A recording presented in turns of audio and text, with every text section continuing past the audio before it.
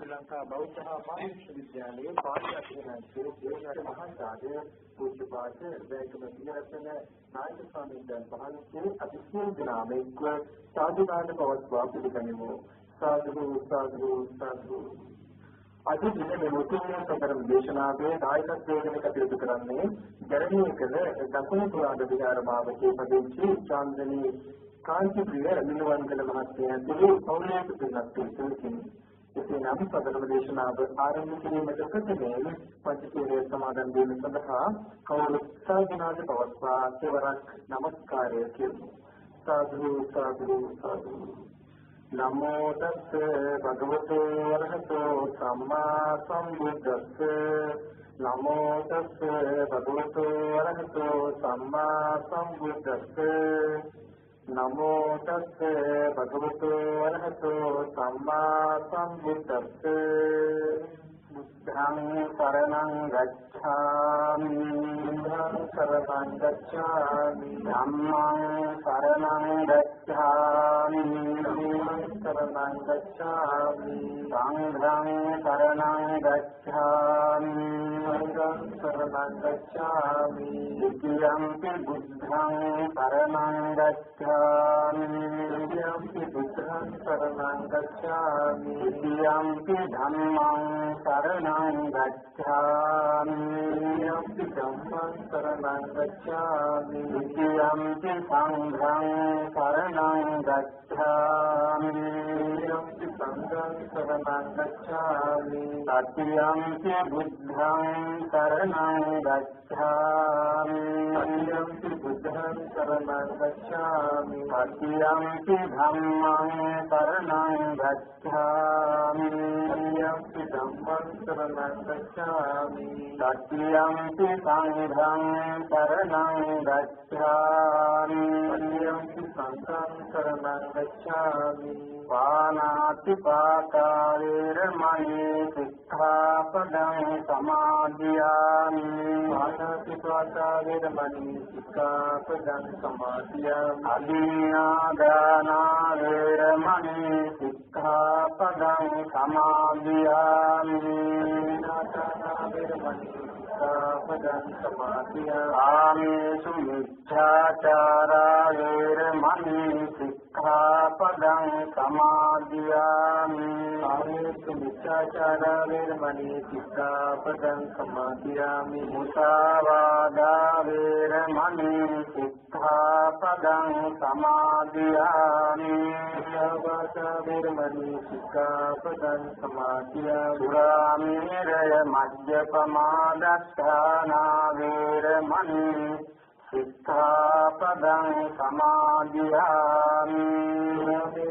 මච්ඡපමාදත්තානා වේරමණී සික්ඛාපදං සමාදියාමි. සමන්ත චක්කවාලේසු අත්‍රා ගච්ඡන්තු දේවතා සද්ධම්මං මුනි රාජස්ස සුනන්තු සග්ග මොක්ඛදං ධම්මස්සවන කාලෝ අයං භදන්තා. ධම්මස්සවන කාලෝ අයං භදන්තා. ධම්මස්සවන කාලෝ අයං භදන්තා. නමෝ තස්ස භගවතු අරහතු සම්මා සම්බුද්දස්ස. නමෝ තස්ස භගවතු අරහතු සම්මා සම්බුද්දස්ස. නමෝ තස්ස භගවතු අරහතු සම්මා සම්බුද්දස්ස. ධම්මෝ හරිරක්ඛති ධම්මචාරී සත්තං මහං සංඝවස්ස කාලේ. ඒකානි සම්තෝ ධම්මේ සුචින්නේ නදුක්ඛතිං ගච්ඡති ධම්මචාරීති. ශ්‍රද්ධාවන්ත පින්වත්නි, ශාන්තිනායක ලෞතර සම්මා සම්බුදුරජාණන් වහන්සේ විසින් මුළු ලෝකවාසී සත්‍යයන් කෙරෙහි මාත් කරුණාවෙන් දේශනා කොට වදාළ සිතාම් වටිනා ගාථා රත්නයක් අද ධර්ම දේශනාවේ මාතෘකා වශයෙන් දැන් මා විසින් ප්‍රකාශ කළේ. ධර්මීදර දකුණ පුරාණ විහාර මාවතේ පදිංචි චාන්දනී කාන්තිප්‍රිය විනවංග මහත්මිය ඇතුළු පවුලේ සදහවතුන් විසින් එම ධර්ම දේශනාවේ දායකත්වයේ දරා තිබෙන්නේ ඒ සියලු දෙනාටම මේ පරලෝකීය ඥාතීන්ට පුණ්‍යානුමෝදනා කරමින් ජීවත් සිටින නෑදෑහිත මිතුරන් සියලු දෙනාටම සත්‍යාන්තිය ප්‍රාර්ථනා කරමින් මෙම ධර්ම දේශනාවේ දායකත්වයේ බාරගෙන මුළු මහත් ලෝකවාසී සියලුම දෙනාට බුදුරජාණන් වහන්සේගේ උතුම් සද්ධර්මය ශ්‍රවණය කිරීමට සැලැස්වීමෙන් බුදුරජාණන් වහන්සේ දේශනා කොට වදාළ පරිදි සියලුම දානයන් අතුරෙන්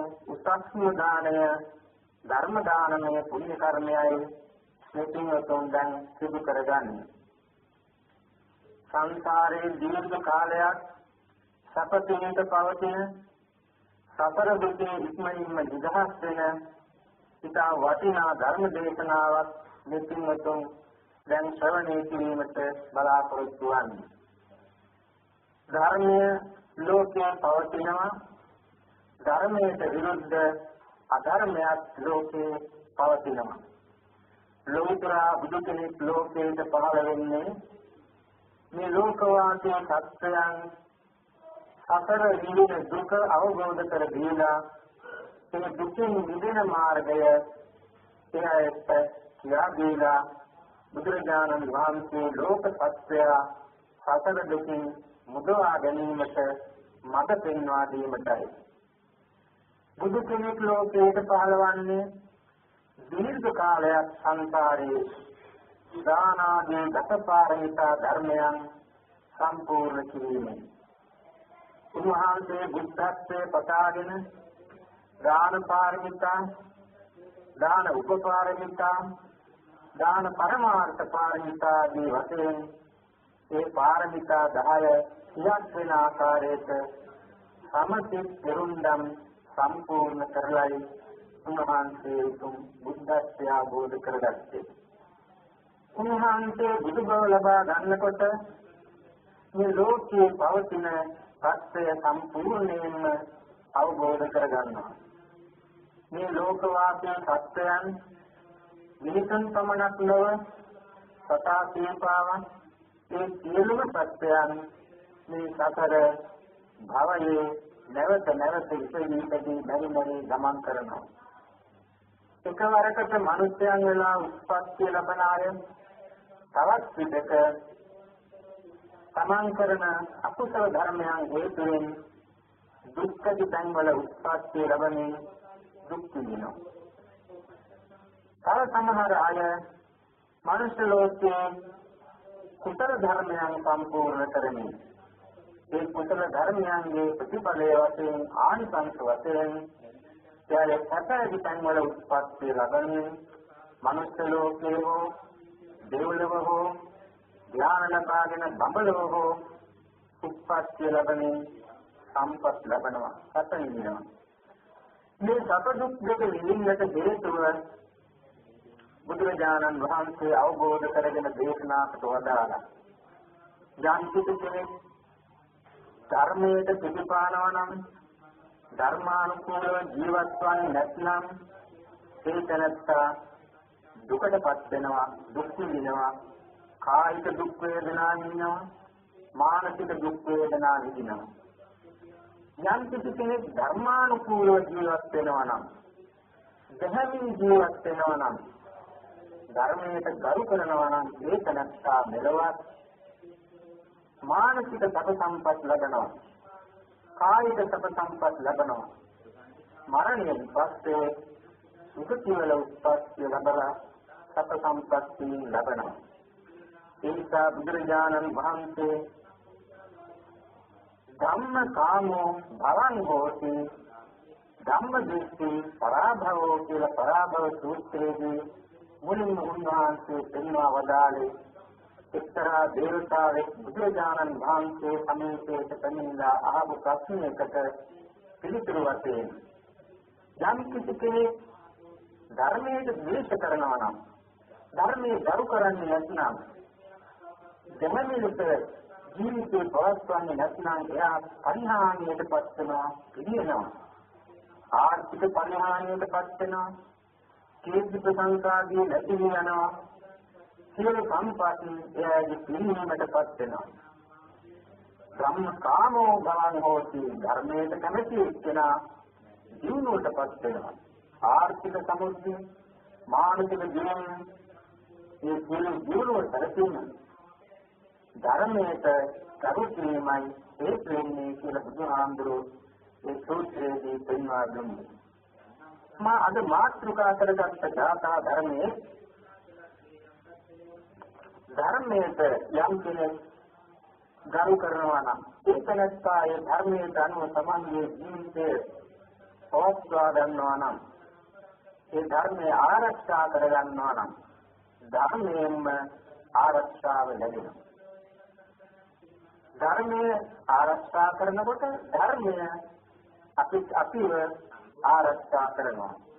ධම්මෝ හරේ රක්ඛති ධම්මචාරී කියන මේ උතුම් වචනය හැමදෙනාම මතකයේ තබා ගන්නට ඕන. හරේ කියන්නේ ඒකාන්තයෙන්ම කිසි සැකයක් නැහැ. ඒකාන්තයෙන්ම ධම්මෝ හරේ රක්ඛති ධම්මචාරී ධර්මයේ හැදෙන පුද්ගලයාව ආරක්ෂා කර ගන්නවා රැක ගන්නවා මේ ධර්මයේ අනුව සමාජයේ ජීවිතය හැදගත්වා ගත්තොත් ධම්මෝ කියන වචනේ තේරුම පැහැදිලි කරලා දීලා තියෙනවා චතුසු අපායේසු අපතමානං කତ୍වා ධාරේති ධම්මෝ කියලා.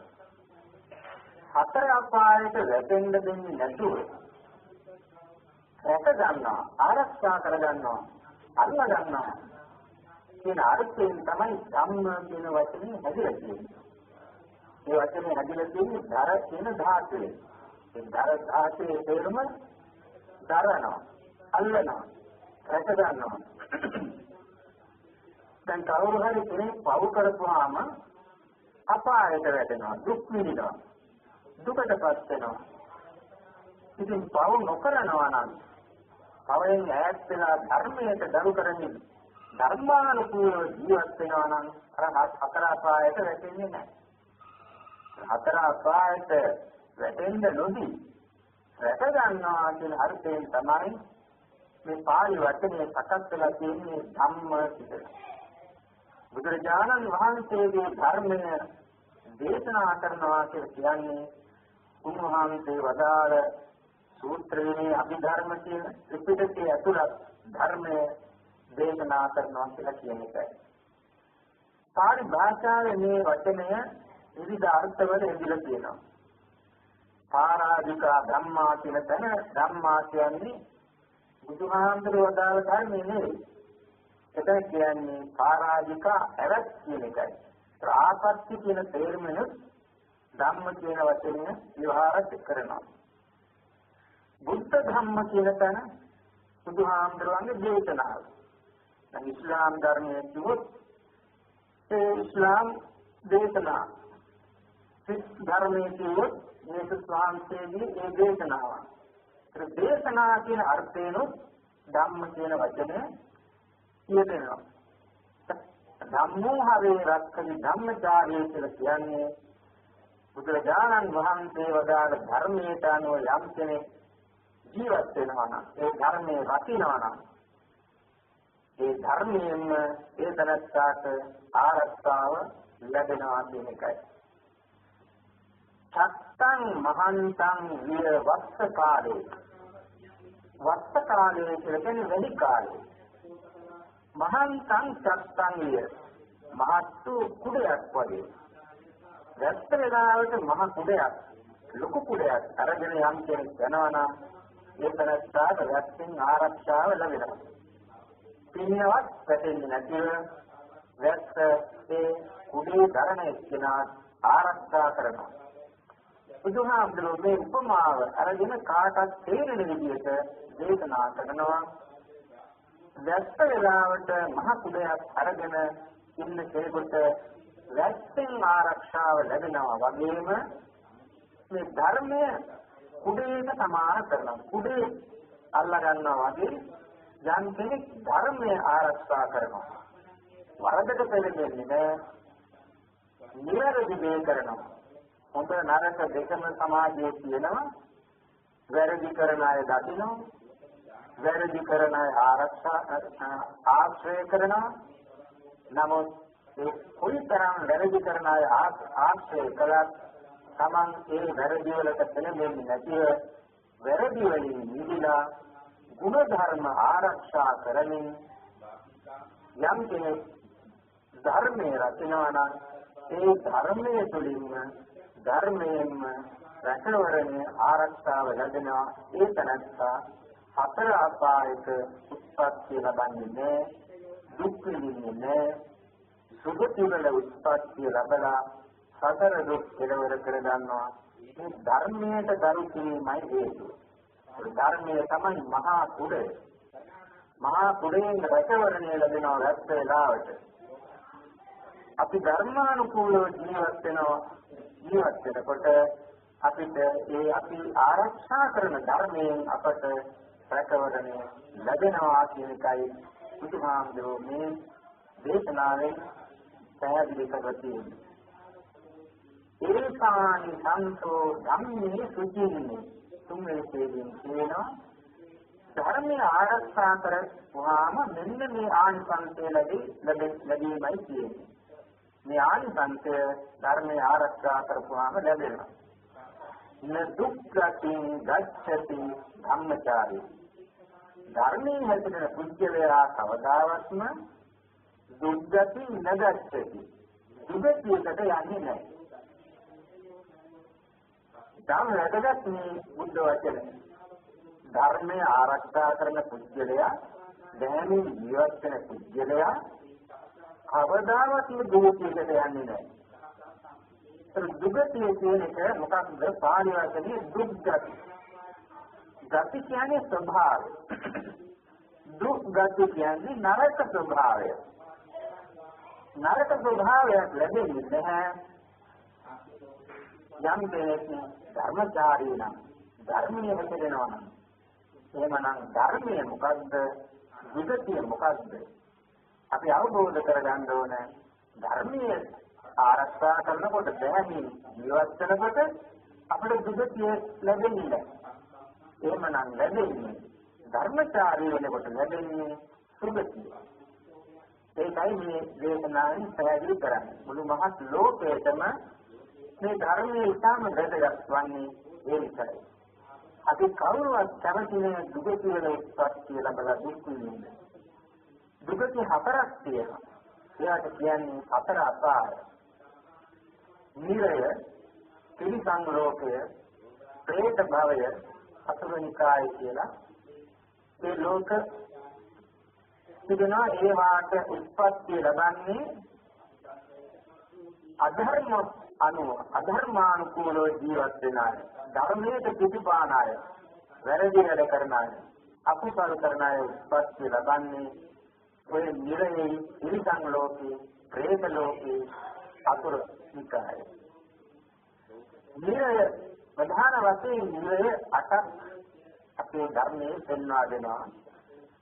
අංගීරේ, කාලසූත්‍රේ, සංඝාතේ, රෞරවය, මහා රෞරවය, පාපය, ප්‍රතාපය, අනීතිය කියන මේ නම් වලින් එක නිරය 8 වටේට දොරවල් ආගන්නේ තවත් 8 බැගින් තිබෙනවා නිරේවල්.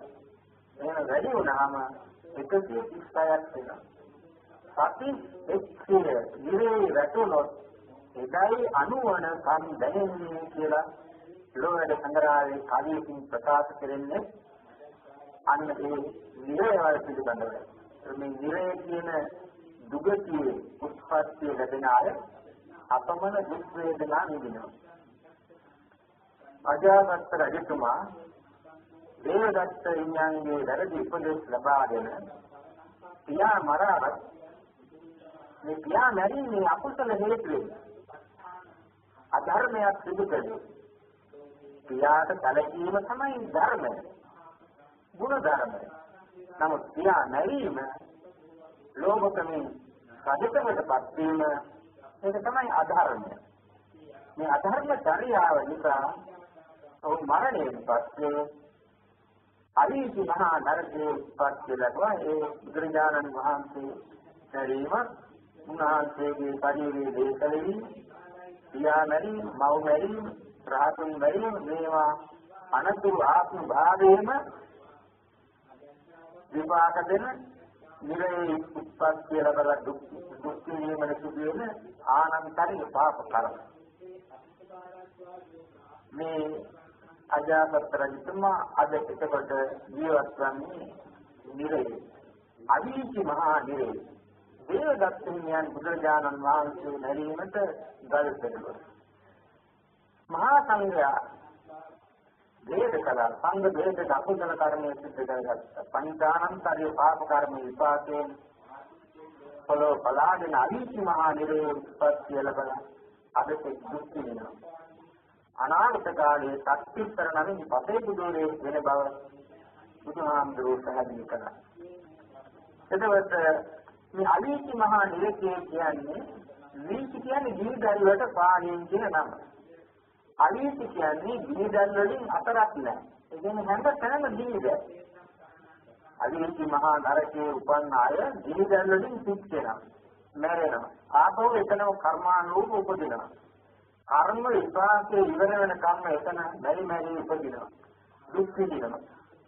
මෙන්න මේ විදිහට අප්‍රමාණ දුකට සම්පත් වලට භාජනය වෙනවා අධර්මයට අනුව වැරදි වැඩ කරන අය.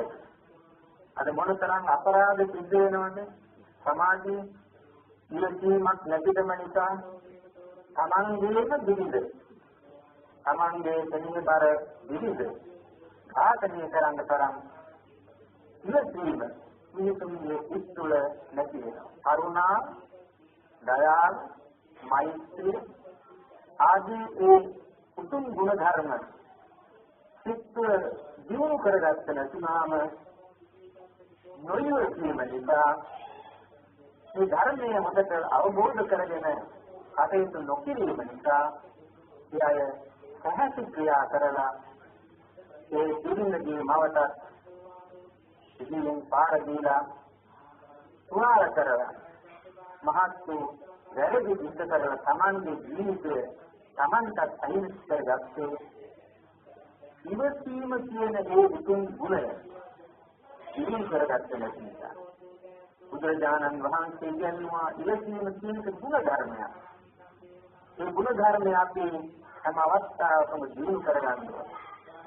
ඒ වගේම කරුණාව කියන එක, මෛත්‍රිය කියන මිත්‍ර භාවය, තමන්ගේ ගෙදරින් බිරිඳට, ස්වාමියාට, දරුවන්ට, සල්වාසීන්ට, සහෝදර සහෝදරයන්ට හිතවත් කිරීම මිත්‍ර භාවය. මේ මෛත්‍රිය කියන ගුණ ධර්මය අපි දිනු කරගන්නට ඕනේ. ඒ ගුණ ධර්ම දිනු කරගත්තොත් ඒ ධර්මානුකූලව ජීවත් වෙන කෙනා දුකේ යන්නේ නැහැ, දුකටපත් වෙන්නේ නැහැ. සුගති වලයි උත්පත්ති ලබන්නේ. නදුක්ඛින් ගච්ඡති ධම්මචාරී. නිරේ උත්පත්ති ලබන්නේ අප්‍රමාණ ප්‍රාණඝාතාදී අකුසල කර්මයන් සිද්ධ කරන අයට සුගති වලට යන්න බෑ. දුගති වල දොර ඇරෙනවා. ඔය කියපු දුගති හතරේ උත්පත්ති ලබනවා. තිරිසන් ලෝකයේ අපට පේන්නම තියෙනවා.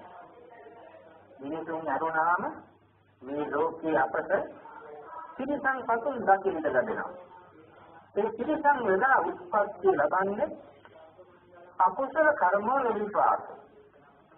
මානේන මක්කතෝ හෝති අතිමානේන කුක්කුරෝ කියලා ධර්මයෙන් දෙන්නවා දෙනවා. මාන්නේ නිසා, ආඩම්බරකම නිසා මක්කතෝ හෝති වඳුරන් දෙලොන් වගේ කටුම් වෙලා උත්පත්ති ලැබෙනවා. අතිමානේන කුක්කුරෝ යම් කෙනෙක් අධික මානය ඉතේ ඇති කරගෙන කටයුතු කළොත් අනිත් අය වෙලා කතා කරමින් අනිත් අය පහත් ලෙස කතා කරමින් අනුන්ට හිරිහැර පීඩා කරමින් අනුන්ට දුක්තර දක්වමින් ජීවත් වෙනවා නම් ඒක නැත්තා බාලිනම් වෙනා උපත ලබන බවයි එතෙන් සඳහන් වෙන්නේ. සුරතේ කියලා උත්පත්ති ලැබුවාම අනිත්‍යයෙන් ගැරේ ආදී ලැබෙනවා. සමාජයේ ජීවත් වෙනකොට සමාන්ත මුණ පාන්න සිදුවෙන සමාන් අකමැති දෙයක් මුණ පාසුවම අන්නයට දෝෂාරෝපණ දක්වනවා. සභාවක එහෙම කළොත් එයින් මුළු මහත් සමාජයම පිළිකුල් කරනවා.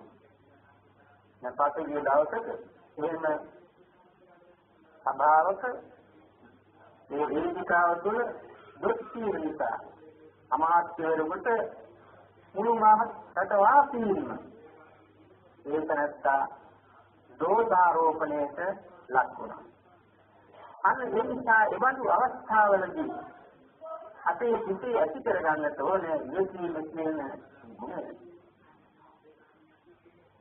බුදුරජාණන් වහන්සේ දේශනා කළේ යම් කෙනෙක් සමාධියේ සිටේ අධික වූ මානයක් අහංකාරකමක් ඇති කරගත්තොත් ඒ තනත්තා සොරකේ කියලා උත්පත්ති ලබනවා. ඒ නිසා අපි අපේ හිත තුළ ඇති කරගත යුත්තේ නිහතමානී තමයි. නිහතමානීකම ගුණ ධර්මයක්. මේ නිහතමානී බව ඇති කරගන්නේ ගෞරව කළ යුත්තාට ගරු කිරීම. පිළිවිත්තාට පිළිවීම. සමාජයේ උපහාර දැක්විය යුතු අය ඉන්නවා, උපස්තනදුර වල අය ඉන්නවා. ඒ අයට ක්‍රියාශීලීව, ක්‍රියමනාප කතා කිරීමෙන්, කටයුතු කිරීමෙන් යම් වරදක් කළත් ඒ වරද තියාගෙන ක්‍රමයක් තිබෙනවා. ක්‍රියාශීලීව, මිත්‍රශීලීව එහෙම කටයුතු කළොත් අනුන් වෙලාතලා කතා කරන්නේ නැතිව ඒ උතුම් ගුණයක්, මේ ගුණයක්. මේ මිනිස් ගුණ ධර්ම අපි ඇති කරගන්නට ඕනේ. ඒක තමයි ධම්මෝ හරේ රක්ඛති ධම්මචාරී. මිනිසුන්ගේ ජීවිතවල වටින්නේ ගුණ ධර්මයි. ගුණ ධර්ම නැති ජීවිතය වටින්නේ වටිනාකමක් නැහැ. සතා සිව්පව තුළ සමහර අයගේ වටිනා දේවල් තිබෙනවා. මොනරෙක් වගේ එකක් කල්පනා කරපුවම උදේ පිළි කලබ උ මරුණාම අපට අලංකාරයක් ඇටියට ගන්න පුළුවන් වටිනා දෙයක්. සතෙක් කිනම් වටිනා මරුණාම උදේ දල දෙක බොහොම වටිනවා. ලක්ෂ ගණන් වටිනවා. ඒතාවේ දල දෙක. ඒ වගේ මුවෙක් ගෝණෙක් වගේ වස්තුන් අන්තත්තු හැම තරම් බෙරයක් වගේ දෙයක් හදාගන්න පුළුවන් වටිනා දෙයක් තියෙනවා. නමුත් මේ මිනිසාගේ ශරීරයේ තුල ඒ වගේ වටිනා දෙයක් නෑ. ඇස් දෙක වටිනවා. නමුත් නියගින් පැයක් කීපයක් තුල ඒ ඇස් උපුටාගෙන ඒ පීඨතරම දාලා වෙන කෙනෙකුට බද්ධ කරලා ප්‍රයෝජනයක් ගන්න පුළුවන්. නමුත් වෙන අපේ ශරීරයේ නියගිනාම ගන්න වටිනා දෙයක් නෑ. මේ ජීවිතේ වටිනාම දේ තමයි සිත. ඒ සිත තුළ ගුණ ධර්ම රැස් කරන්නට ඕන.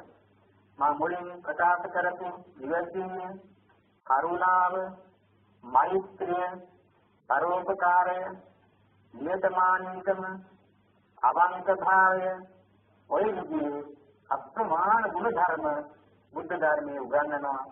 අන්න ඒ ධර්මයට ආරක්ෂා කළොත් ඒ ගුණ ධර්ම ටික රැකගත්තොත් ඒ ගුණ ධර්ම වලින්ම අපට රැකවරණය ලැබෙනවා. ධම්මෝ හවේ රක්ඛති ධම්මචාරී කියලා කියන්නේ ඒකයි. මේ ලෝකයේ මිනිසුන් තුළ තිබී යුතු මිනිස් ගුණ ධර්ම තියෙනවා. ඒ වගේම සමාජ ගුණ ධර්මයක් තියෙනවා. සමාජයේ ජීවත් වෙනකොට අන් අයට හිරිහැරයක්, පීඩාවක්, කරදරයක් නොවන ආකාරයෙන් අපි ජීවත් වෙන්න ඕනේ.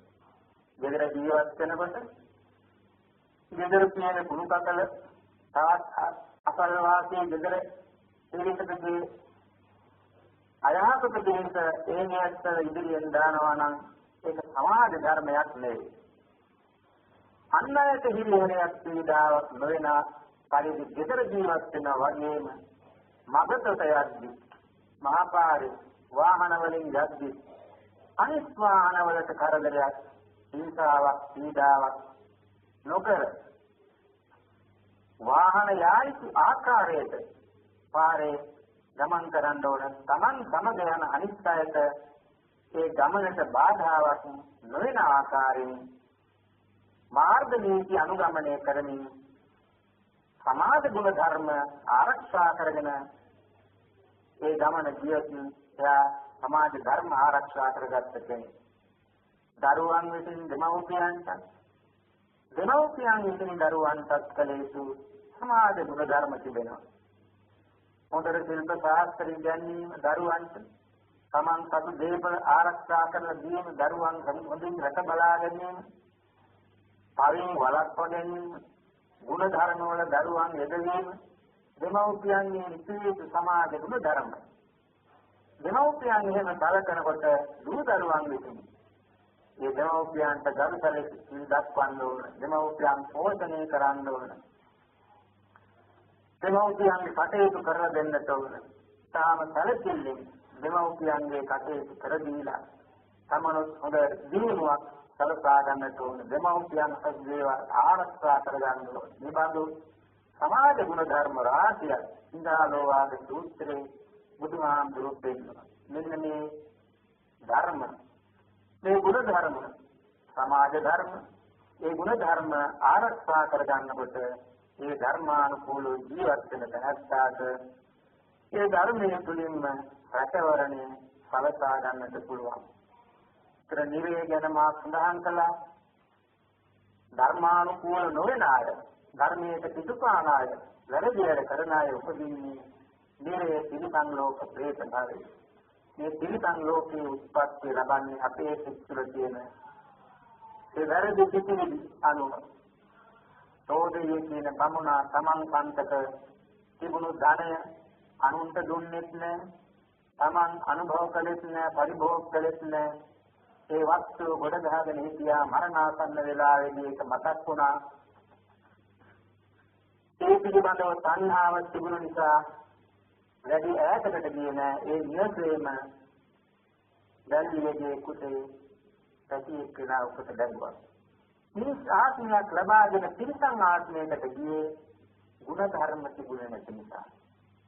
අන්න ඒකයි බුදුහාමුදුරුවෝ දේශනා කළේ මතුරුකම් ඇති කරගන්නට හොඳ නැහැ. මතුරුකම නැති කිරීමට තමයි දානමය පුණ්‍ය කර්මය සිද්ධ කරන්නේ. මතුරුකම කියන්නේ භවයෙන් භවයට උපත ලබාගෙන එකක්.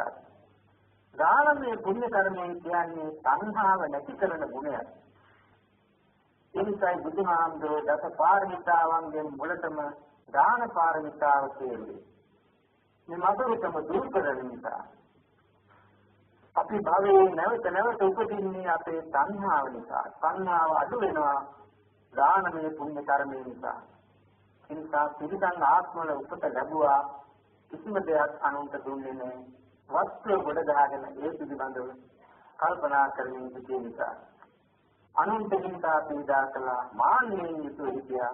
ඒ නිසා බල්ලෙක් වෙලා උත්පත්ති ලැබුවා. බුදුරජාණන් වහන්සේ දැකලා පුරාණ ගියා. උන්වහන්සේ වදාලා තෝදේ බමුණ ඉස්සරත් මට දොස් කීවා දැනුත් බුරනවා නේද කියලා කියන උන්වහන්සේ කියනකොට සුනකයා වල්ගේ පිටිපස්සට නමාගෙන ඔව් ගෙදරපු ත්‍රිපලකට ගිහින් ඉඳාගෙන හිටියා.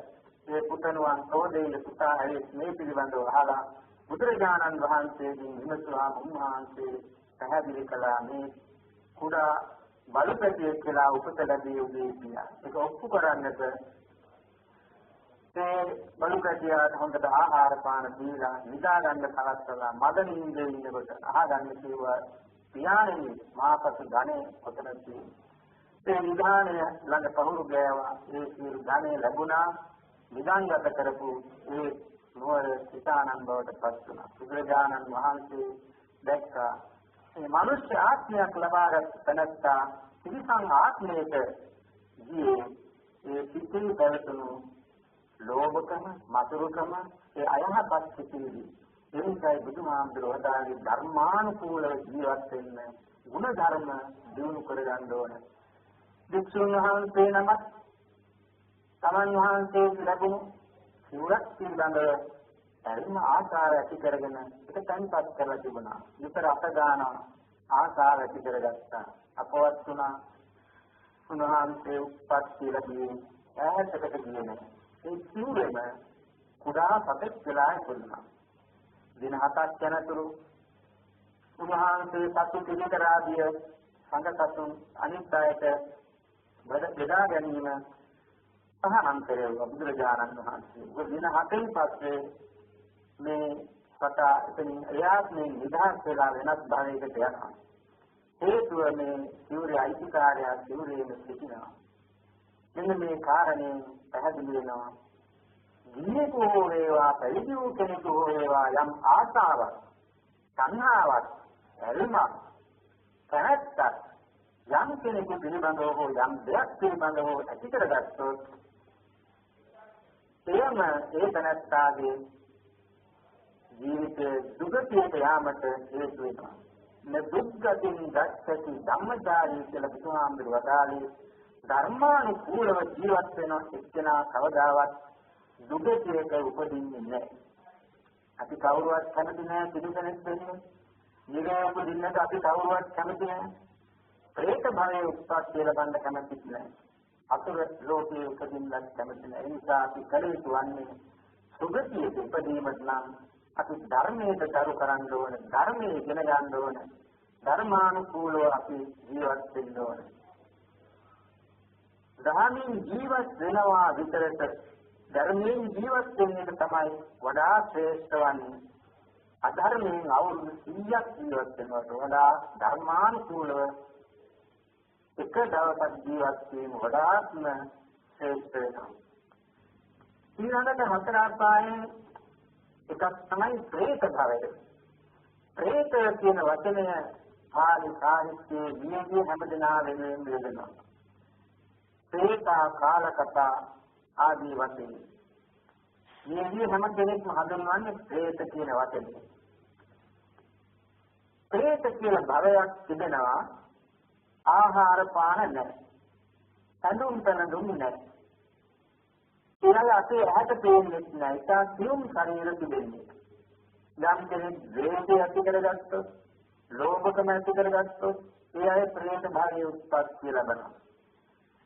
අනුන්ගේ වස්තුව විනාශ කළොත්, ඒ විනාශයෙන් පැනස්සුවොත්, ඒ ප්‍රේත භවයේ උත්පත්ති ලබාගෙන තිබෙනවා.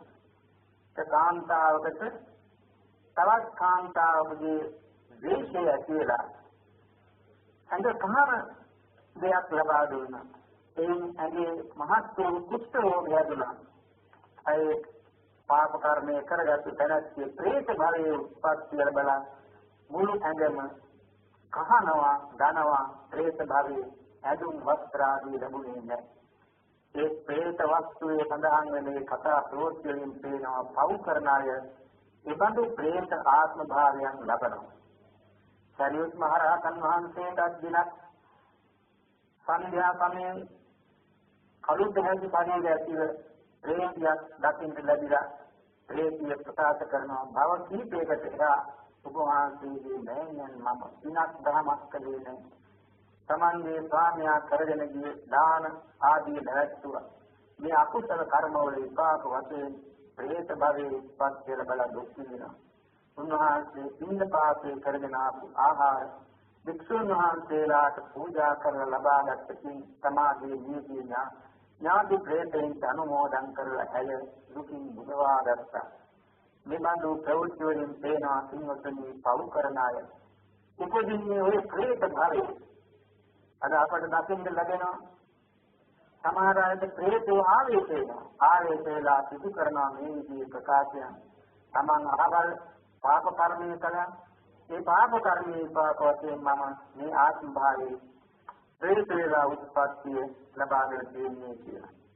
ඒ නිසා එදත් ඒ තත්ත්වය දකින්න ලැබෙනවා. අදත් සමාධිය අපට තිබෙන තොරතුරු අහන්න ලැබෙනවා. ඒ නිසා නිරය තිරිසන් ලෝකය, പ്രേත භවය, අසුර නිකාය මුද ආශ්‍රිත කියන මේ සත්‍ය කොටසක් අසුර නිකාය. මේ සතර අපායේ උත්පත්ති ලැබීමට අපි කවුරුවත් කැමති නැහැ. ඒ නිසා අපි අපේ සිත ගුණ ධර්ම වලට යොමු කරන්න ඕන. පස්පව වලින් සම්පූර්ණයෙන්ම වළකින්නට ඕන. පංචශීල ප්‍රතිපත්තිය මොකද ආරක්ෂා කරගන්න ඕන. ප්‍රාණඝාතයෙන් වැළකීම ආයුෂය වැඩි වෙන එකක්. යම් කිසි කෙනෙක් දීර්ඝ කාලයක් ජීවත් වෙනවා නම් ඒ පෙර ආත්මවල ප්‍රාණඝාතයෙන් වැළකීමේ ආනිසංසයයි.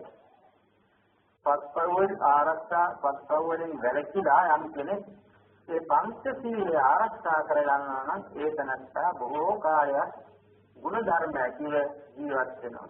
තමන්ගෙන් අනුන්ට යහපතක් සිද්ධ කරනවා. මෙලොව දුක් පීඩා හිරිහැර විඳින්නේ නැහැ. තමන්ට හිතූ පැතුූ සැප සම්පatti ලබා ගැනීමට හේතු වන්නේ තමන් කරන දාන ආදී පුණ්‍ය කර්මයන්. ඒ නිසා පින්වතුනි බුදුහාමුදුරෝ දේශනා කළේ ධම්මෝ හරේ රක්ඛති ධම්මචාරී. ධර්මයේ ආරක්ෂා කරනකොට ධර්මයෙන්ම අපට ආරක්ෂාව සැලසෙනවා කියන එකයි. සරියුත් මහ රහතන් වහන්සේට දිනක් අසනීපයක් හැදුනා. මේ අසනීපය හැදුනාම අනිත් හාමුදුරුවන් වහන්සේ ප්‍රකාශ කරනවා, ස්වාමීනි වහන්සේ ජීව ඉන්නකොට මෑණියන් මෙබඳු අසනීපවල කරපු බෙහෙත් මොනවාද කියලා. ඒ මෑණියන් කරපු බෙහෙත අර හාමුදුරුවන් වහන්සේට කියලා දුන්නා. ඒ කියලා දුන්නාම උන්වහන්සේ තීරණය කළා පසුදා පින්ඩපාතයේදී ඒ බෙහෙත හොයාගෙන ඉන්න ඕනේ කියලා. පහෝදා පින්ඩපාතේ වඩිනකොට අර ළඟ තිබුණු නිවසක පින්ඩපාතේ ලබා ගන්නකොට ඒ කියපු බෙහෙතම ලැබුණා. ඒ ගෙදර අය ඒ බෙහෙතම හදලා තියාගත්තේ.